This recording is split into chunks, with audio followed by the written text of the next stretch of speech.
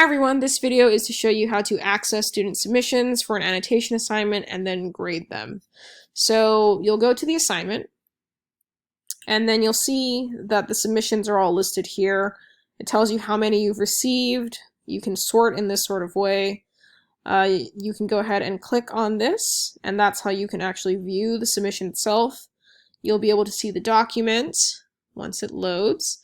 And you can scroll and look through all of the different annotations that they've left there. There are some options for you. You can navigate here, you can change the zoom size, all of the fit there is available to you. You can select certain text, highlight, strike through, or leave kind of like a sticky note. And so for instance, if I wanted to highlight this section, I could do that so they would know that I highlighted it, and then I could add a sticky note in that area right here and explain to them why I highlighted it. The important thing to note about the notes is that they cannot be dragged around the document. They are stuck wherever you place them, and so do keep that in mind. So you can go ahead and save that, and then if you don't want that, you can delete it. You can also draw, and then there are some other tools in terms of printing and download, but that's perhaps maybe not as useful for the actual grading aspect. This shows their revision notes, anything that you've written for them, and so that's how you would view what you've completed. You can hide that so you can just see the file itself.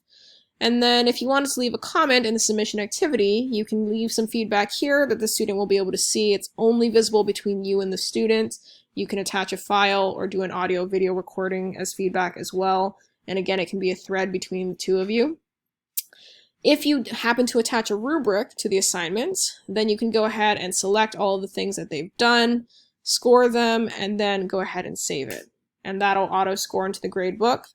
If you want a grade comment to be visible to students and to parents, you need to write a grade comment up here with this little speech bubble. Type in the comment here, and then click Show to Student, and that's how it's going to be visible to students. When you're done reading this particular submission, you can go ahead and click this arrow to the right and it'll load the next document. It'll allow you to scroll, all the usual things. You'll also notice students are kind of listed here, and you can just click on their actual images to load the next student. And so just to keep in mind. If you wanted to see a previous revision, it does record all of the different revisions that they submit, and so this is how you toggle between the revisions, things like that. And then to get out of this window, all you have to do is click the X and it'll take you back to the actual assignment.